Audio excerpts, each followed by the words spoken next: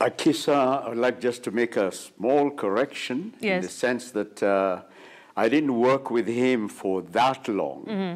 The person that I worked long for was the third president, that is Mwai Kibaki. Yes. Just like I did also with the first president of this country, I worked for him also just very briefly, both the first president, the second president, but the third president, Mwai Kibaki, is the one that I virtually worked for all the time that he was in power. Mm-hmm. And you've asked, how was it like to work with him? It was very pleasant.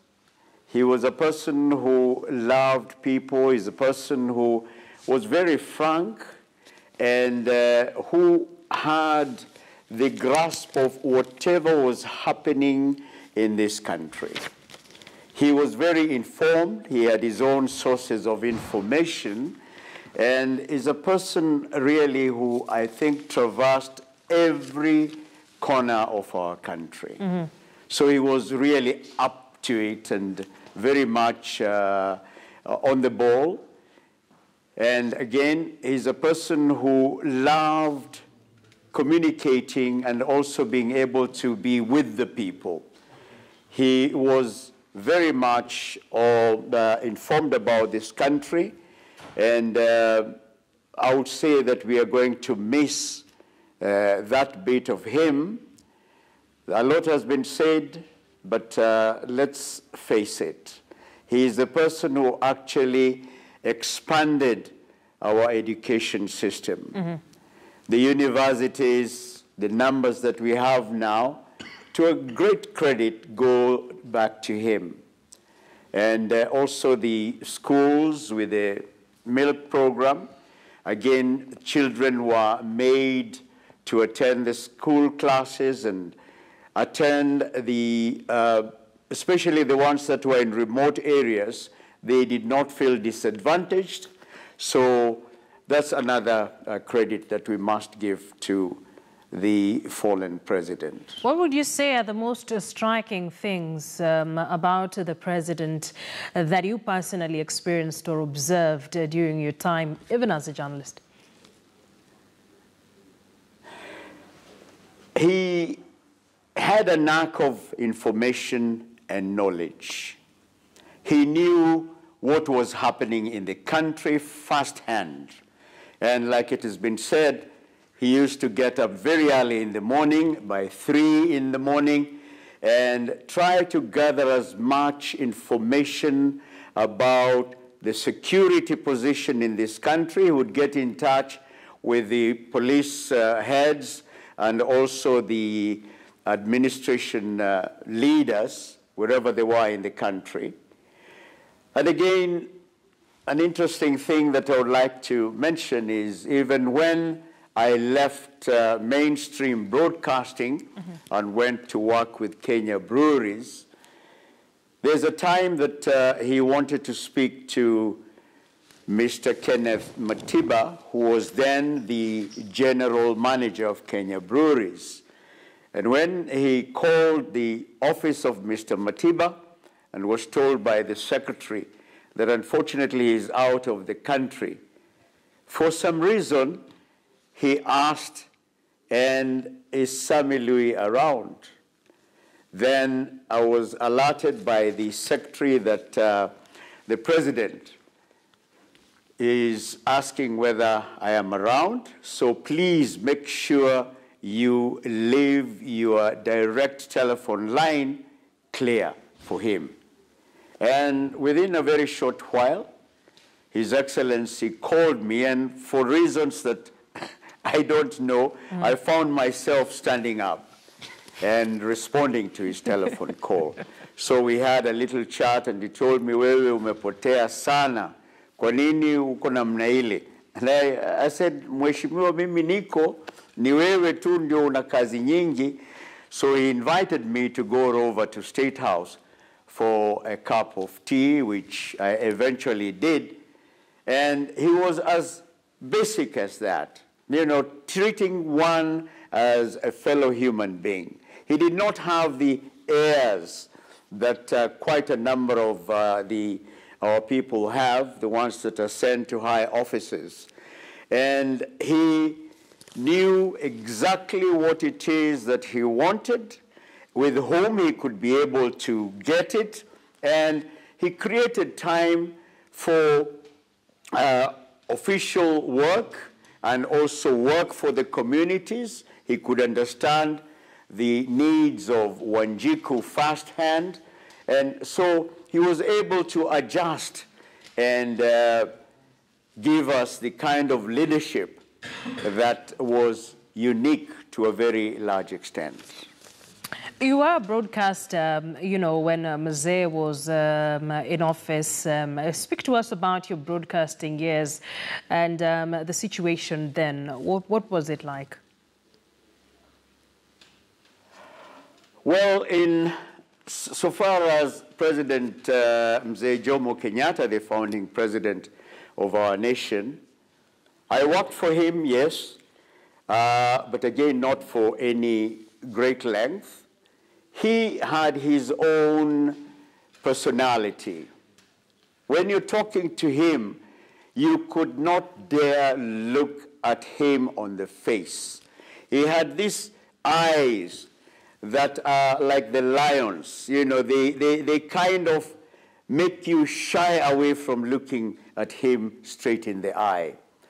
And he, again, himself had his own way of operation. I remember one time he told me, would you want me to get you, the head of state who is visiting, just like I did the last time when I got you to speak to Haile Selassie? On a light note, that was. And I said, yes, Your Excellency, if you can do that.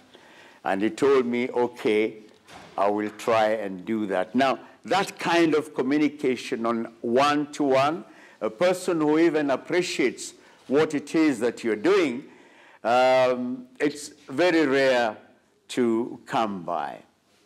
He, again, was a person who was very principled.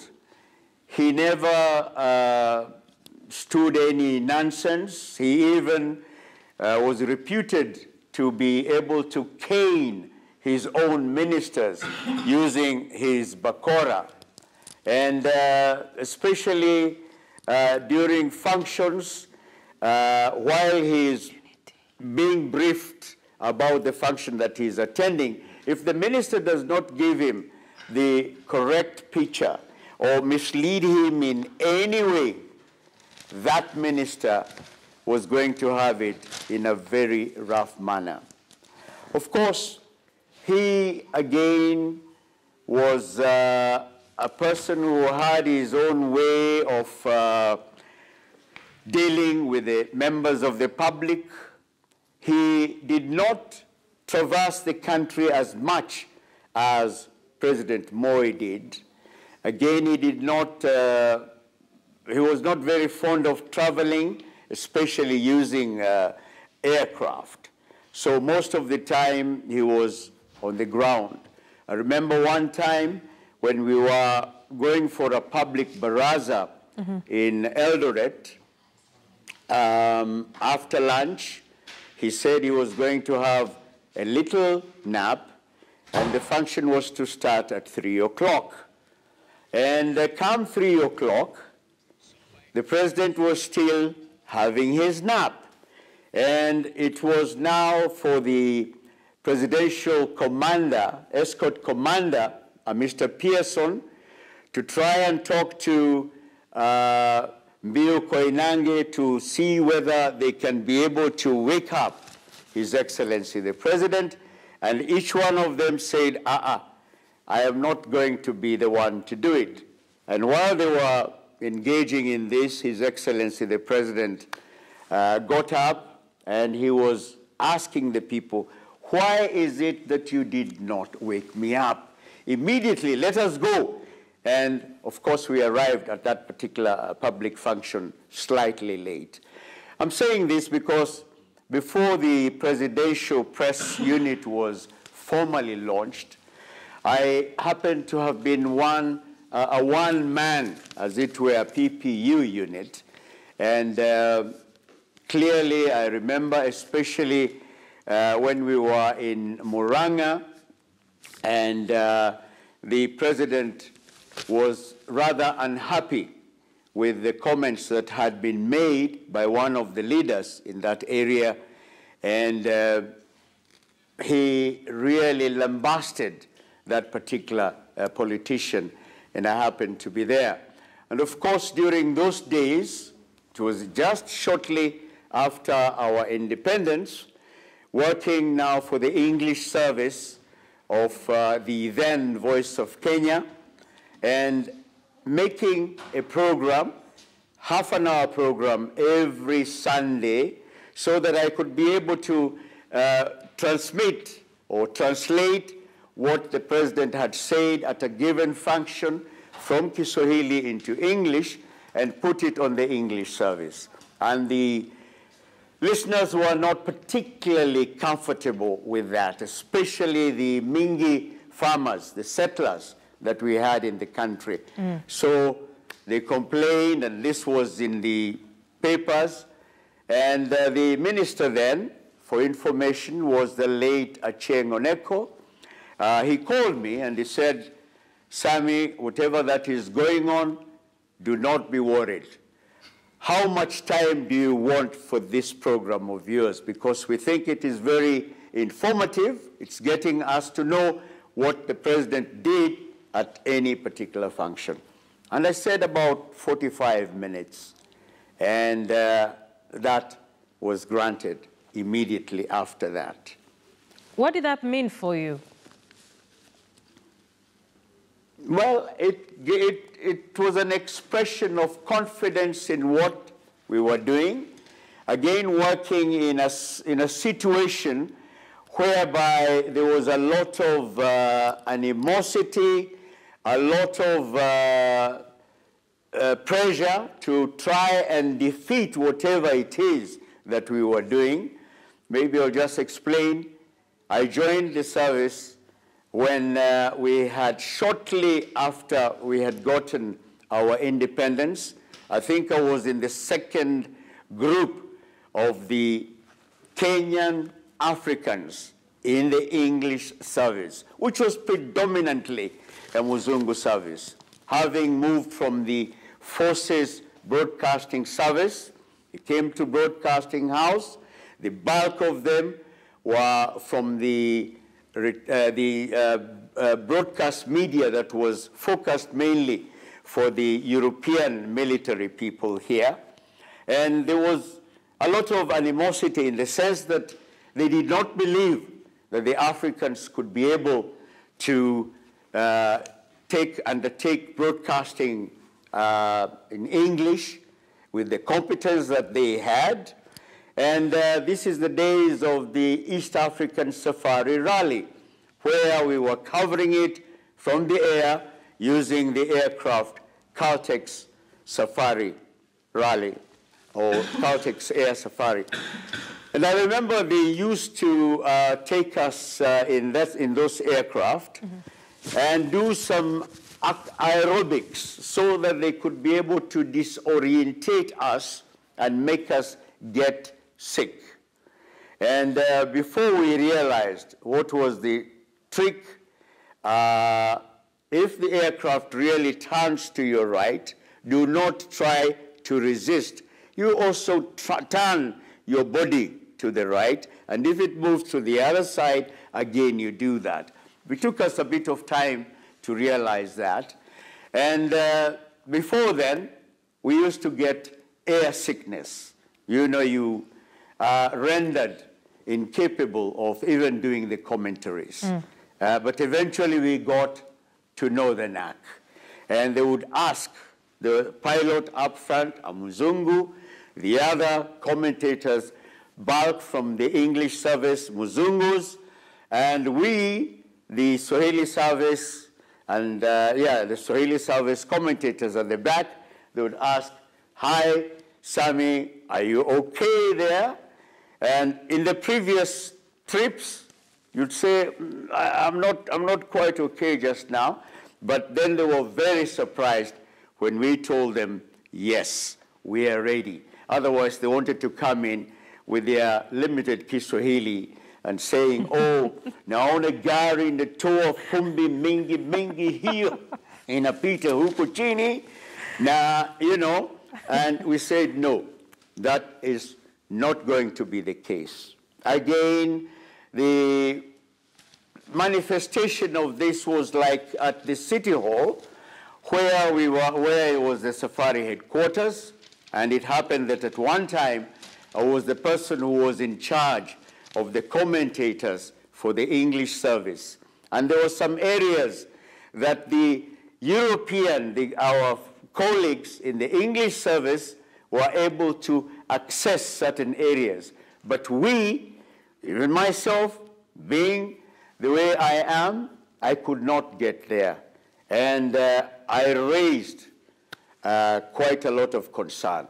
And luckily, the late Barak Badouaj and Mr. Charles Njonjo, who were quite senior in the Safari Rally, listened to me, and we were given equal treatment. And in fact, there were certain areas now that I could get to, which they could not get to. Those were the trials and tribulations of the kind of atmosphere that we got in broadcasting. And shortly after the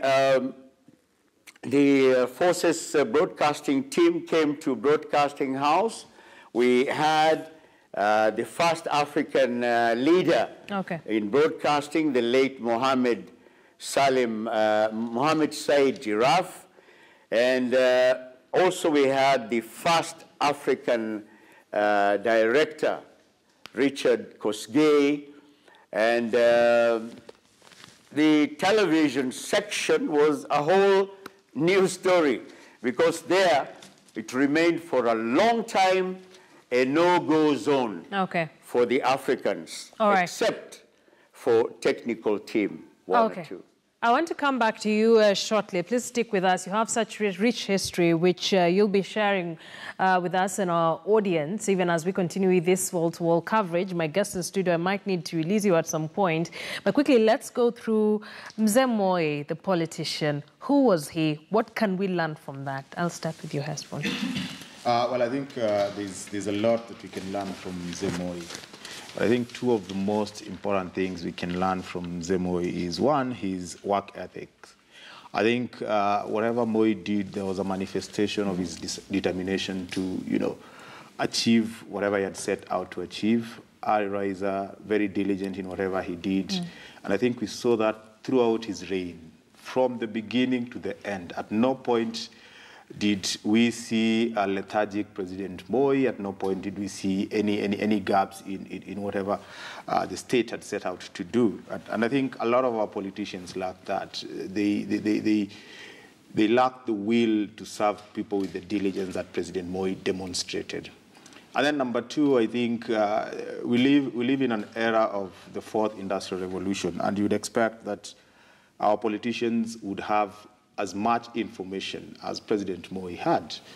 And ironically, you live in a Kenya where members of parliament, MCAs, don't even understand the number of schools that are within their jurisdiction, which is very unfortunate. When you talk about the fourth industrial revolution, you're talking about big data. I mean, information is everywhere. And you cannot serve your people unless you have an understanding of the situation in which they live in. You understand the resources that are within them and how they can make use of those resources. And I think what Moi had was an understanding of each and every minute situation in each and every hamlet in this country. Whether he made use of that, I think, is a question that can be discussed until the cows come back. But having that knowledge is important, and our politicians need to learn from President Moi and just equip themselves with that which is important to make a difference in the lives of the people that they represent. Dismas. Well, I've bothered to do a history on Moi when the first time he left a classroom and they went into politics. And it's Moses Mudavadi who actually created the opportunity for him. Because then the colonial masters, they didn't know the difference between Luyas and Kalenjins. Yeah. They went to Mdavadi and said, we'd like you to be a member of LegCo. And he said, no, please look for a local person. And the people were supposed to be interviewed because there was no organized transport. They would not make it. The same Mdavadi said, why can't you run with Moi? So Mdavadi was given a Land Rover by the DC to go and look for Moi. So he actually plucked Moi out of a classroom and took him for the interviews. And since then, Moi became a very patient man. And I think that's something now we need to learn from him, especially for our political leaders. You see, today everybody who gets elected as an MCA, MP, or governor, they want to become president immediately. So you've got a situation whereby every politician today, they're in a hurry to steal public resources so that they can campaign in 2022. They want to be presidential candidates. They're in a hurry. They have no time even to take a cup of tea.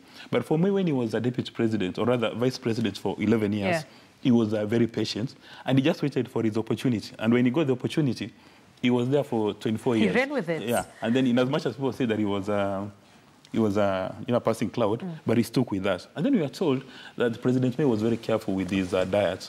Even up to 5 years before his exit, when you look at Moi, he sits very well in his suits, he's disciplined, he keeps time, he's got a very good memory. But more important, when he goes to the office, he goes to work for Kenya. I mean, we've been told that he would be at the office at 5 o'clock and leave office at 6 o'clock in the evening. It's not as if he went to the office and placed his jacket there and he went to play golf or do anything else. That's something that our politicians and our public servants in Kenya need to learn today.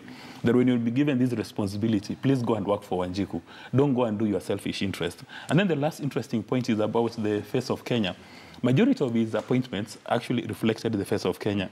When we were growing up, you would see Baraza la Mawaziri, and you would actually see the face of Kenya. The representation. It's the inclusivity that we're talking about now. Like for me, when I look at the cabinet from my village, I would see Andrew Manga and I see Dr. Zediti Onyonga. Then as a young man interested in civics and government, then I say I can actually see people that I relate. Right now, if you look at these cabinets, you may not be able to relate to it. So it seems to me that in fact President Moi started practicing the Article 10 and Chapter 6 of inclusivity long before we even dreamt of having it in our constitution. He was able to have it in there. And then, of course, the last bit about him handing over.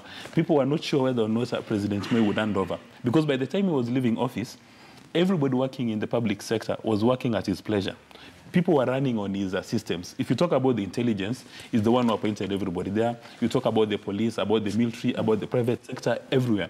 He's the one, I mean, it was his own system. So if he had decided to play games like our neighbors and say that I want to remove the term limits to run forever, then now Kenya would be looking for a third president today. But he decided to go home. Never mind that at Uhuru Park, and I had the opportunity of witnessing that event. Some people came with mud balls and they were throwing mud balls at the head of state. People were annoyed. A good part of the crowd was annoyed. Even President Mzee scolded the people and he said to Kenyans, you have no idea what this transition means. You have to treat President Moi with respect. So that is something he did, which we must give him credit. Although people say it was part of the constitution, it was given, he was supposed to do it. But these are our neighbors in Africa who are reviewing their constitutions. There's an upper limit that you can't do more than 2 terms, but they're still going ahead and reviewing it. So I think that was something positive about him. And of course, obviously, the investment in the human resource, the diaspora. For me, I think really that is the biggest thing that the president ever did, outside investment in agriculture. There's been a general aspect of unpredictability of this man from when many did not think that we would get him to repeal Section 2A to when he was naming his successor in 2002. People were not very sure, slightly before 2002, whether will he pick Raila Odinga, will he pick George Saitoti, who then was his vice president, will he pick Uhuru Kenyatta? And then, even when he was coming into office as a president, like you say, he was described as a passing cloud, a quiet man who many thought would just, you know, was acting as a transition president before the real people figure out what they want to do with the presidency. And then he held it for 24 years. That aspect of unpredictability with how he did his job and how he chose to make his announcements. When he picked President Uhuru Kenyatta as his successor and said he'll campaign for him, he went all the way to Mount Elgon to do it from there. I mean, what does it say about this man and how he went about his business? Well, I think it says a lot about his investment in understanding leadership. And I think Moi was widely read. He had read George Orwell, Machiavelli, and he had a great understanding. And also the Bible. And also the Bible, yes. Features prominently. Yeah, and because he had this understanding of what leadership is all about. And the key thing about leadership is you need to understand your people and the people around you. But you need to remain, at this position where no one can easily tell, what your next move is going to be. I remember doing Shamba la Wanyama in high school, and there was this leader called Mukimo. Of course, he was a dictator, and he would be seen very rarely. But you see, for Moi, he understood that a leader needed to be, on top of things, but also available. So Moi merged those two, that he was available, but it was very difficult to tell what his next move was going to be. I think towards the run-up to the 2002 general election, we saw a lot of Moi's, leadership acumen come to the fore. He knew, I think, from the word go that he was going to support President Uhuru Kenyatta. But the way he brought, like-minded people who thought that Moi is leaving and we can actually get to power, the way he brought Honorable Raila Odinga into the fore and even became the Secretary General of the party was actually a masterstroke. Now, where he maybe miscalculated was in just bringing all these people together and making them believe that it will be a democratic process to choose one of them, and he settled on President Uhuru Kenyatta. I think that was not a good calculation, and you can't blame Moi for it. I think no one at that time thought that the Rainbow Coalition would get out of KANU and merge come up with something so formidable and have a formidable force. No one ever thought that. So in hindsight, you would actually say that Moi knew that when I have this group together and I settle on President Uhuru Kenyatta, one will go its way. President Kibaki, Honorable Ngilu, and the former Vice President Wamalwa Kijana would have gone their way, and then he would have two forces fighting each other to allow President Uhuru to win. But that didn't work out for him. But you can actually tell that he knew how to bring the people who had divergent opinions closer to him, form coalitions. He did that towards the end. It didn't work for him. But even before that, you'd actually understand that his cabinets, he knew the people he needed to bring together to have a country that was a lot more nationalistic. But most importantly, I think in the world that we live in today, there's something that Moi kept saying, siasa mbaya, maisha mbaya. And I think he was saying this from a point of knowledge. He knew that when people have several choices to make, especially in a democracy like we have today, the likelihood of making choices without the right information was going to be very dangerous. And we are seeing it today, that our democracy is failing, not because we have many people to choose, but it is failing because we don't have the right information to then evaluate these people on the ideas that they have. And we may need to ask ourselves going forward that what exactly does siasa mbaya mean? Siasa mbaya means just going to an election and voting someone on the basis of things that cannot solve your problem as a Kenyan. So an understanding of what exactly are my problems, how exactly am I informed about my problems, what are the opportunities, what are the challenges, and what am I supposed to do as a voter to solve these problems. The moment we have that kind of information, then we'll be able to play the right kind of politics that Moi talked about, that just do the right politics, you'll get good life. Yes, please. Yeah, two things come out that he knew how to select his team members. After being sworn in, there was the attempted coup. And at that stage, he knew that he now has to create systems that run on his DNA. So he called for a snap election. At that stage, anybody who was not dancing to his tune was sent packing.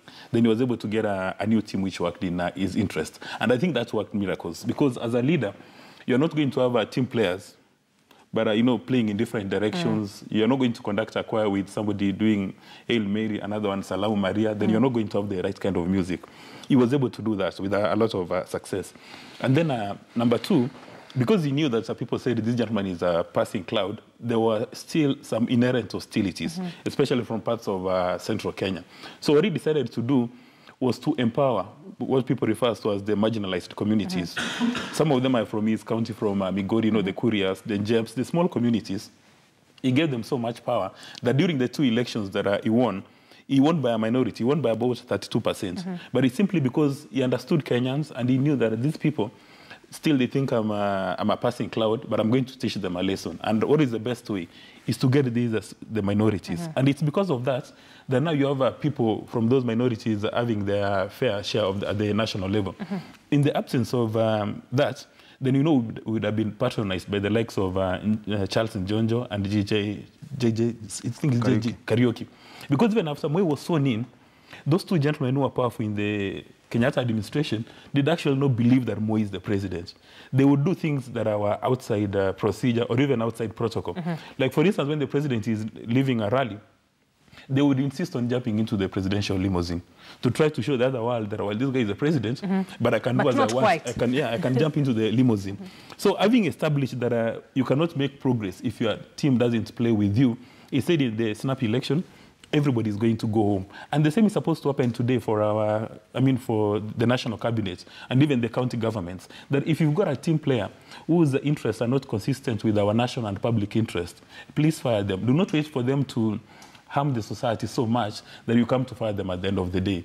And for me, I think that is missing. For instance, we should ask ourselves that are members of the national cabinet today serving the interest of Wanjiko or Mura, or they're serving their selfish interest? So maybe those are some of the questions we need to ask ourselves moving forward. Let's talk about how he handled administrative issues, even the administrative structures of this country. PCs were very powerful people. DCs, DOs were very powerful. Even chiefs down to the grassroots levels were very powerful people. And when you saw a chief at that time, it's like you're almost a symbol of the presidency is right at the grassroots level. We're not seeing much of that now.